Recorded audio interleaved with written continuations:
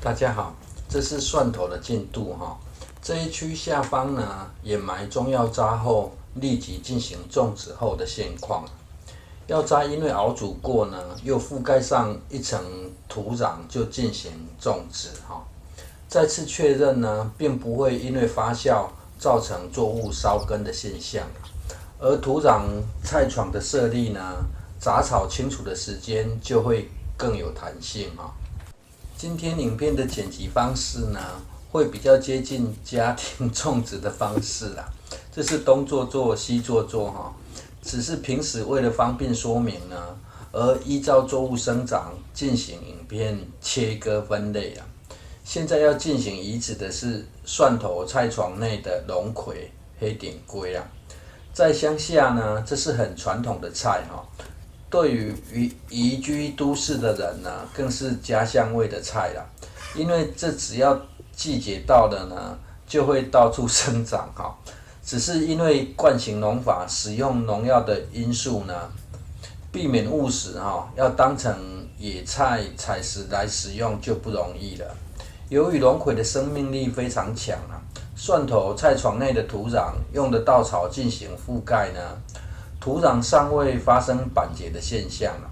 龙葵只要从底茎直接拉起来，就可以整株拔起了。移植时呢，就算没有带土哈，存活率还是非常高啦。所以种植的方式呢，算是非常简单啦。而龙葵因为被认定成野菜哈，乡下人也很喜欢吃啦，却通常不愿意挪地来种哈，情愿东一颗西一颗慢慢拔，好像拔到赚到的感觉哈，但效率实在太差了。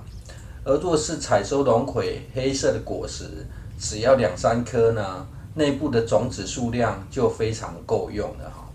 但因为现采的黑色果实呢，会含有太多的汁液啊，建议采用水波法呢进行种植会比较轻松啦。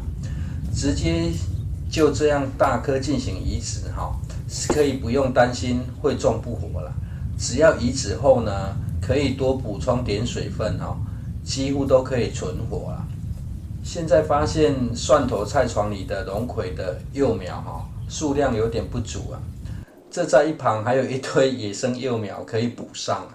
因为龙葵算是喜湿的作物哈，多补充水分呢，可以让叶片更为细嫩啊，生长速度也会比较快啊。不喜欢让它在角落到处生长的原因呢，除了采收不方便之外哈，胡乱的到处浇水呢，只会帮助杂草又长一堆啦。这样集中管理呢，真的会方便省事不少。从一旁拔起龙葵后呢，继续把缺苗的位置补上啊。由于龙葵茎的结构有一层外皮可以保湿啊，所以直接种下的过程呢，叶片的水分不会很快流失啊。现在这样种下去呢，感觉就像原本就长在这里的哈。这只要确保土壤养分够，再补上水分呢，它的叶片就可以长到非常大，却很细嫩了。这也见证了在中药渣菜床里呢，养分可以提供让叶片长很大的原因啦。而这也是将种植空间拉大，让它可以长大一点外呢，也方便一开始可以很容易进行浇水哈。我相信这应该不用几天哈，就又有人会割去煮了。我想应该有人会觉得哈，放这么大的土块围住菜床外围，不是很浪费空间吗？其实呢，这菜床外围的比较大的土块呢，等到与种植槽结合后呢，就可以把土壤慢慢往内部剥离，拉大种植的空间了。至于影片右侧的走道呢，调整了排水高度后呢，也做了降低长草的措施啦。只要还有素材可用的话呢，就会继续慢慢铺设上去哈。日后要除草的空间就只会集中到菜床里了啦。至于掉落的斜尾土壤呢，建议是不要清除啦，让它自然薄薄的铺在走道上哈。有水的时候呢，走起来也比较不会那么滑。浇完水，再回到清除蒜头菜床上的杂草前呢，就顺道剧透一下环绕水池的变化。环绕水池呢，目前已经做出高低水位差之外呢，内部摆上了几盆槟榔心芋头啦。这主要目的是在绿化造景大概是杂草目前已经只有在菜床内轻松了许多啦，可以做一点有趣的事了。